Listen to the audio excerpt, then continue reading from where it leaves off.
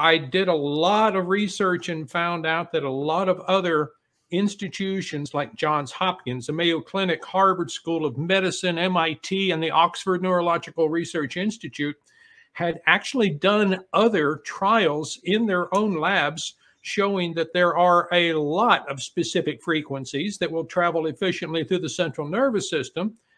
The Stroke of Genius podcast, hosted by brain aneurysm and stroke survivor Aaron Avila, sharing the experiences of survivors and CEOs. This is your destination for inspiration. Welcome to the Stroke of Genius podcast. I'm your host, Aaron Avila. Today's guest, Alan Brunton. My name is Alan Brunton, founder and CEO of Cymatrax Incorporated. As a professional musician and audio engineer, sound has been very important to me. As an entrepreneur, I've successfully opened and managed many businesses. As chief administrator for One.com Corporation back in 2000, we launched an IPO, raised $22 million, traded on NASDAQ, and grew our company from 28 employees to 130 in less than a year. Cymatrax is the most exciting and global-reaching company that I have ever dealt with, and I want to tell you about it and how it will change the world. Well, welcome to the show, Alan. Thank you for being here. Aaron, I am so happy to be here to be able to help promote what you're doing, and because there's so many people, you're an inspiration to so many people already that I've known, and I feel grateful to be able to call you my friend. Okay, yes, sounds good. I should warn you that survivors tend to cry easy. So, I'm touched and honored and privileged by what you're saying, because there's a certain handful of people. Well, I have to say, all the C-suite people within C-suite. Jeffrey Hazlett, C-suite in Africa, have been amazing to me. I'm honored to be also calling you my friend. So thank you so much for being here. You're very, very welcome. Like I said, proud to be here. Yeah, so tell me a little bit about your company and what you do. Well, Cymatrax actually is a software as a service company. We started on this project about 7 years ago. When I started getting information in showing the difference between concert A of 440 hertz and 432 hertz. And everybody knows that, well, when you go to a symphony or to an opera or musical, the concert master, the first violin, will stand up and he gets a tune from the oboe, who has digitalized tuned to a tuner at 440 hertz, which is the International Standards Organization tuning recommendation for all organizations or for all recordings of music. And I started seeing a lot of clinical trial data showing that if you shift that and you manipulate that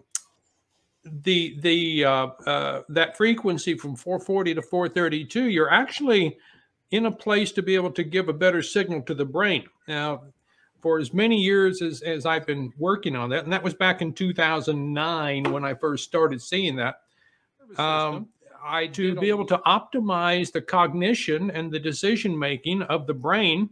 And that also I saw that there were a lot of trials showing that white noise does just the opposite, and it takes away. I mean, you know, people that listen to white noise to go to sleep, whether it's a fan or a white noise generator next to the bed.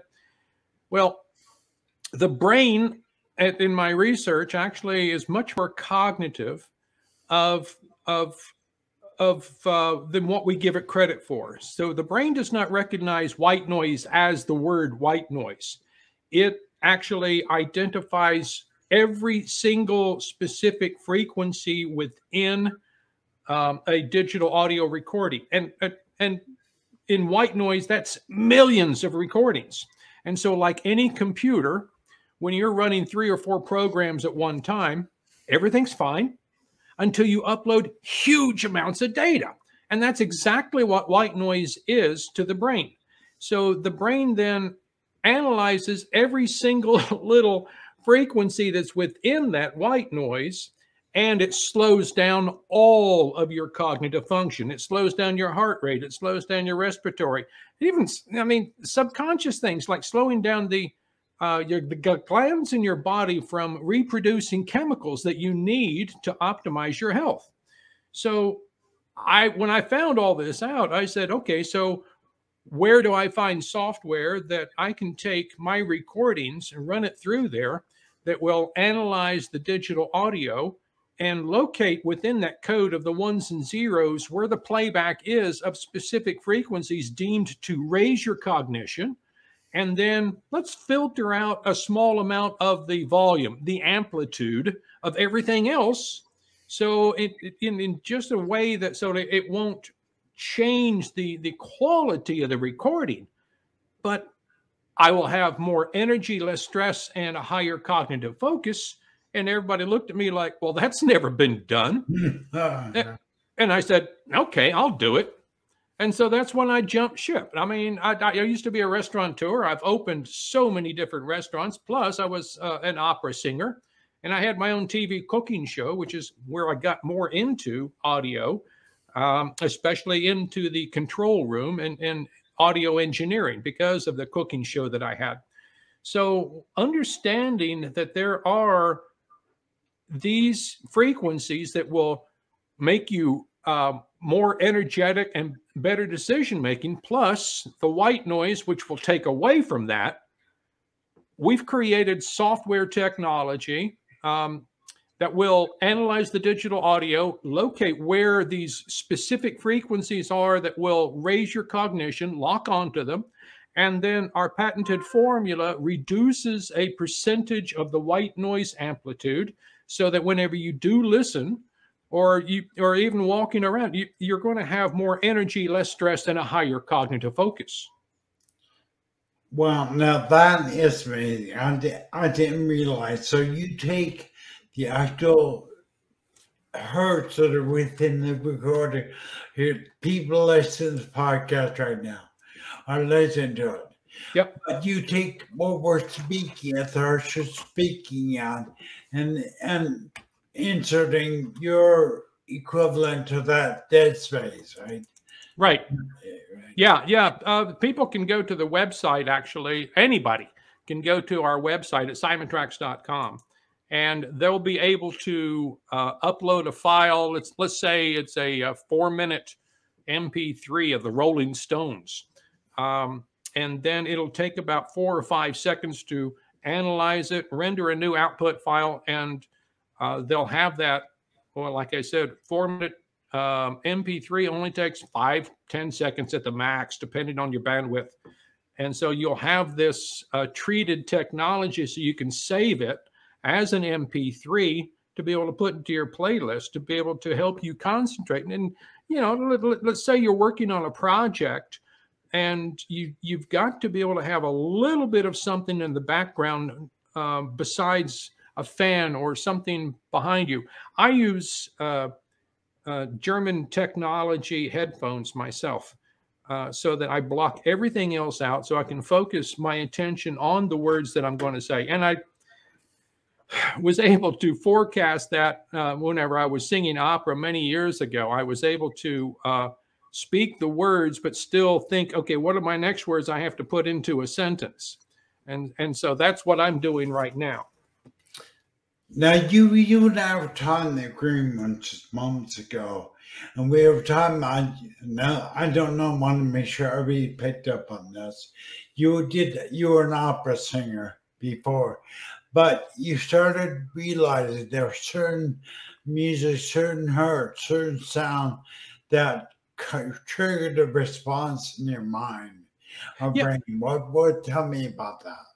Well, I remember years ago that when I was singing, and of course there's all kinds of rehearsal times, and you have to work with a pianist, you know, to run through, make sure that all the notes are right and the coaching is right of the delivery of the style of the music.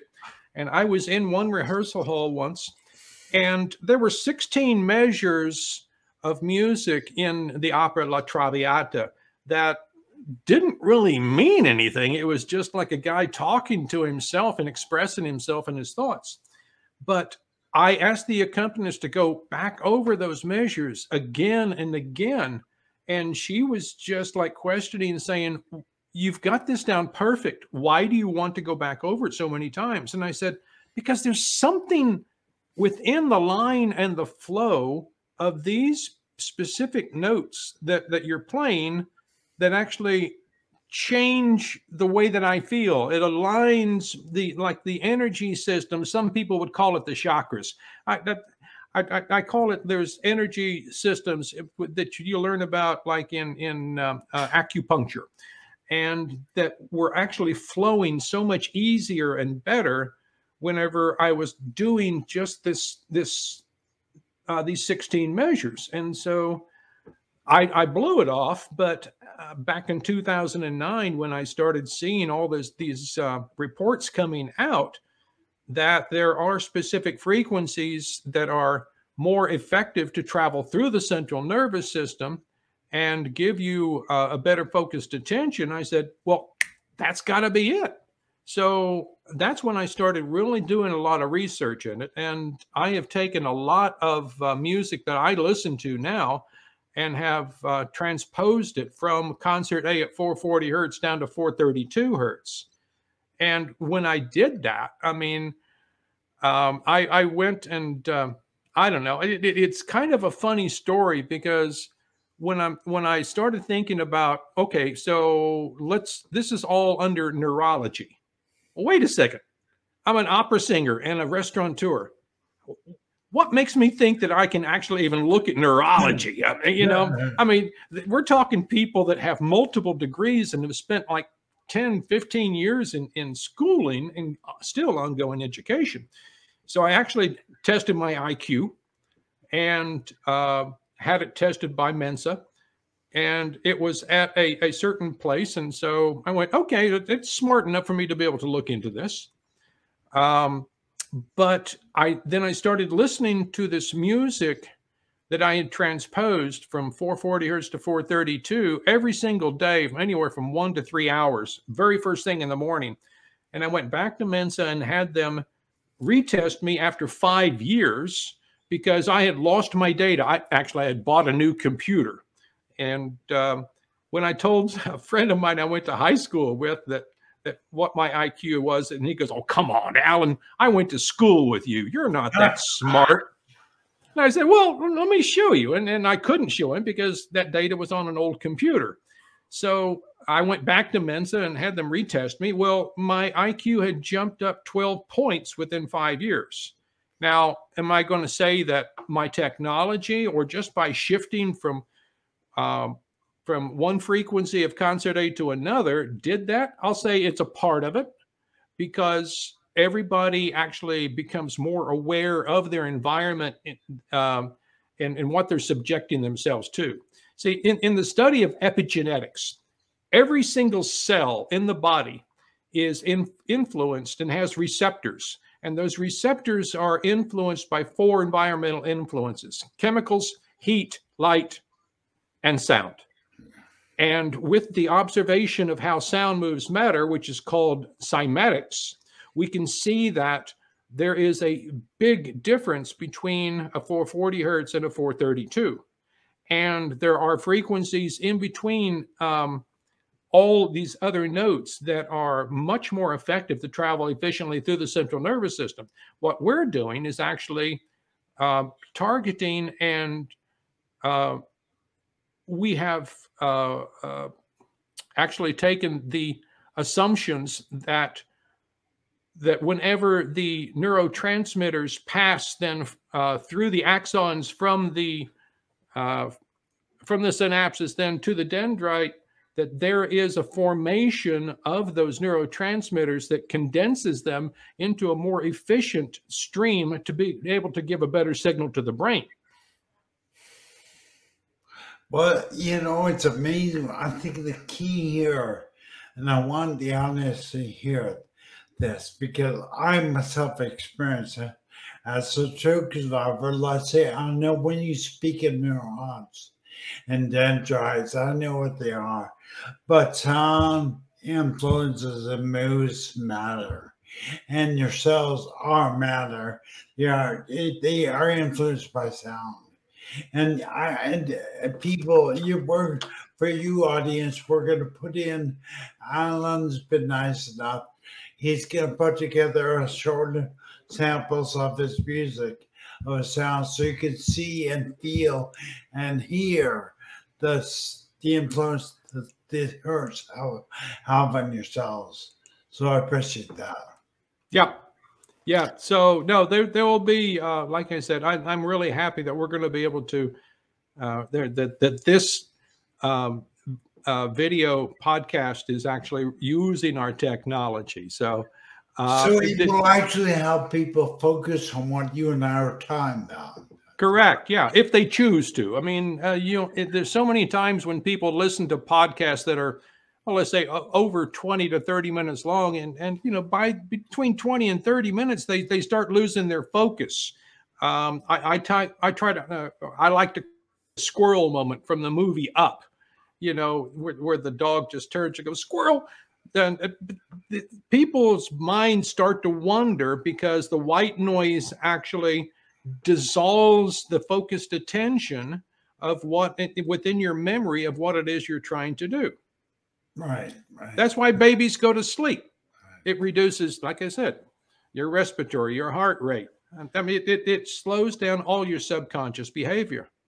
Now, doing the research, there's a mention of something called yellow noise.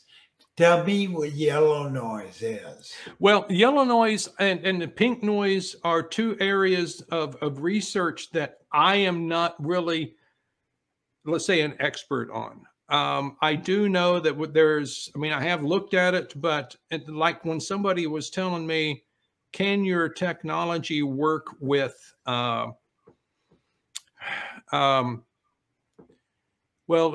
tinnitus? Now, when I've spoken with several neurosurgeons, very well known, they all look at me and say, well, yeah, your technology can and should be used as a daily therapy for autism.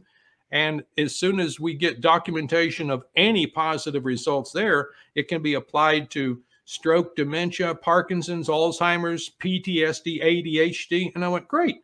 And then people come to me and say, so what about tinnitus? And I go, that's a whole nother story that I don't want to take my focus away from, because that's a big problem. I personally have tinnitus in my right ear.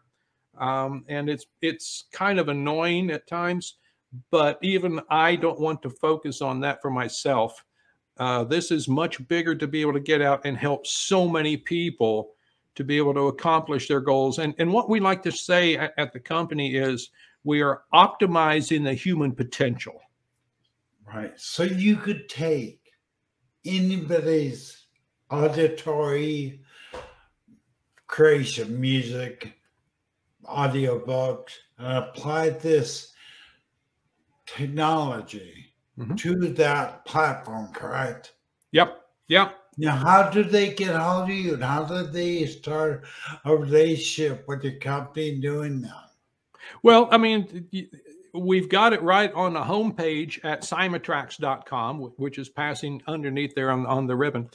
But, if people have like a large library, and one of our largest clients is a continuing education university, Elite CEU, down in Austin. What they do is they recertify people that need to have license renewals for their professional licenses. And so they will go to them and watch a video and then take a test. Well, Elite CEU has been on board since day one of whenever we put the new website up. And they have already submitted over 3,000 audio files. On the website right now, we do have a retail cost of $1 per rendered minute of a file. So if it's a 4-minute MP3, then we would charge $4. A podcast that is 30 minutes long, we would charge $30 for.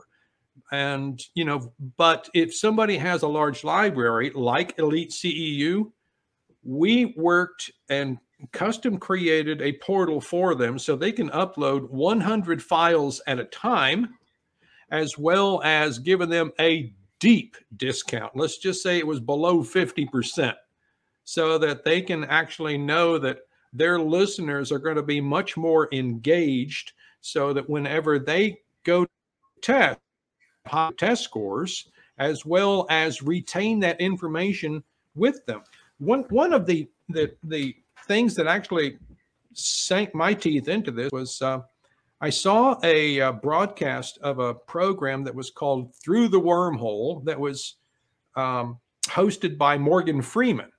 And I think they had 7 seasons, and one of the seasons, or maybe 9, I can't remember. I think in season 7, episode 4, they did a trial in Oxford, and Dr. Roy Cohen-Kaddish in the neurological research labs there had taken their participants and hooked up frequency electrodes to the scalp, and then they put an EEG on top, and they gave them a video game. Well, they turned on the EEG and started recording while they were playing the video game. So after 15 minutes, they did a baseline.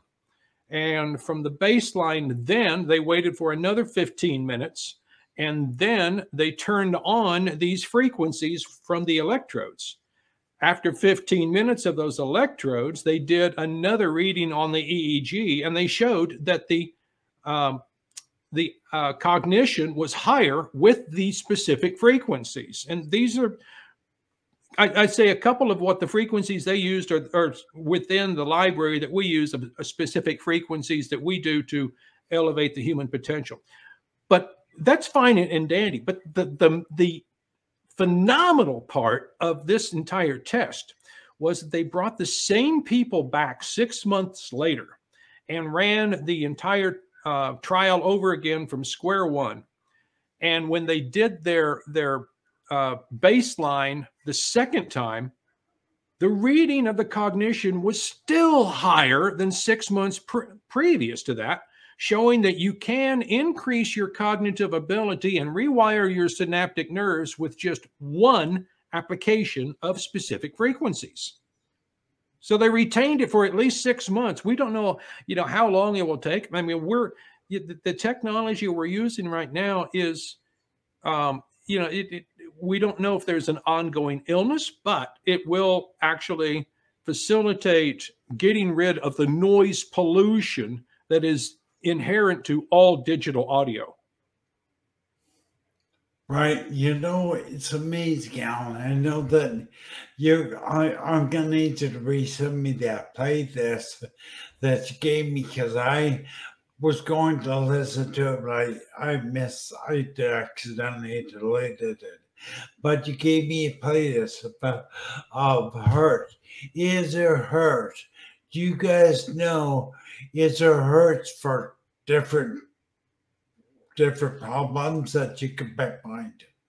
Well, now I won't say that it's different problems. It gets down into the area of where all we're doing is, being from Texas, I'd like to use a little bit of slang as I do. I call it what we're doing going through the nerves in the brain is we are actually running a roto-rooter of optimized frequencies and a band to be able to push aside the walls that have other components within them that will soak up the neurotransmitters, and so you don't get as good of signal going from point A to point B. And so that's exactly what happens, and it does it in a slow manner. When people, we've had some people that will take an example. One friend of mine used to be a bass player that was a backup band for the Rolling Stones. And whenever he gave me one of his recordings and ran through it, he came back and he said, Alan, I can't tell the difference. I was going back and forth and back and forth, and I couldn't. I said, well, that's exactly right. That's the reason why. You need to allow this to actually work for its entire period, because you're talking about a living organism. We're not talking about something that is black or white. We're talking about going from black through the gray into the white. And so it will keep that way. So what we're talking about using our technology is actually a way of life. And you know, it's like eating organic vegetables, or you know, taking your multiple vitamins every day. This is not something that's going to actually flip the switch like taking the blue pill or the red pill, but within 20 minutes or longer, it does optimize the cognition of the brain. You know, this is amazing, because I don't know if I told you before, but I love the Hertz. I don't know what you call Hertz music. They got a guy Hertz, they got different Hertz to do some things on YouTube. But I can feel the neurons and my brain just getting activated when they listen to certain Hertz. So I'm excited to see your technology used in my podcast. I'm extremely excited about that. Yeah, there was a dear friend of mine is the leading pediatric neurologist at the largest children's hospital here, University of Texas Southwest Medical Center. And when I first got the software developed, I went to her actually just to be able to say, you know, can I get an endorsement from you, even just verbally, to be able to say this is used as a stress reliever? And when I described it to her, she goes, Alan, what you have could and should be used as a daily therapy for autism. I mean, I can offer to overlook clinical trials for you, because what you have done is going to be a game changer for, and autism within children is her specialty. And so after meeting with so many other people and doing a lot of other networks, I actually got hold of a gentleman out in out in Virginia, James Madison University, and their Department of Communication Science and Disease. Now, this is a man named Dr. Lincoln Gray, and his CV is about 14 pages long because of all the publications that he has. He was working on, and had been working on a grant from the National Science Foundation. And within their laboratories, they've actually identified the autism gene in lab rats. And when I told him that what my friend at Children's Hospital said, he goes, oh my gosh, I want to be a part of this. So we have a really nice program working with him to be able to, number one, co-author a grant from the NSF, but number two, they are working on a program which I have written to do a randomized social trial with 40 of their students to be able to identify which out of 2 columns of recordings, whether it's like A or B, has been using our technology. And once we do that, then we can submit it to Autism Speaks, and they'll fund us $1 to $3 million just specifically for trials for autism. And then a third thing that they're doing is that they have a doctoral student writing his doctoral thesis on Cymatrax technology. So that's going to be published and go out to over 10,000 research and development labs all over the world. And it's really going to be very, very unique. And we're so excited about this happening. There's like another foundation down in Houston, the McNair Foundation, and they want to be able to help us get this technology to autistic children as soon as possible as well. So they're in the process of, from their foundation, putting together $100,000 for us to be able to build an app so that autistic children can download it to their phone and run their playlist through it themselves, so they'll have better communication skills out in the real world. That is amazing, Alan. I mean, you talk about impacting the world Yeah. Good. I mean, that's exciting. I wish you the best. We're down our shows over, right? We're actually over, but I really wish you the best. So how do people get hold of you? What's the best way? Through social media, whatever. How do people get a hold of you and your company? Well, I mean, you've got my website down there in the banner, cymatrax.com. And also you've got my email address there at abrunton@cymatrax.com. But you can find me on LinkedIn. That's where I've been talking to hundreds of people within this past COVID year, as well as on Facebook. I do have a Cymatrax page where I post probably once a week, if not twice a week. I post new scientific documented research coming from laboratories showing exactly why and how our technology works because of other clinical trials that have been researched and then published. So Facebook, you can find me there. You can, like I said, you can put in Facebook Cymatrax. You can find the work there. LinkedIn. I'm not too much on Twitter. I just have too many other things to do, so. Yeah, but I really, really want to have you back on the show. And I know for anybody out there that listens to this podcast, go into the note section, the description, listen to the music Alan's freely put on there, and you will see, you will feel. If you're like you feel the difference. Yeah, you feel the difference. Yeah. But Alan, thank you for being there. I appreciate it. All right. Take care. Bye. Thanks, Aaron.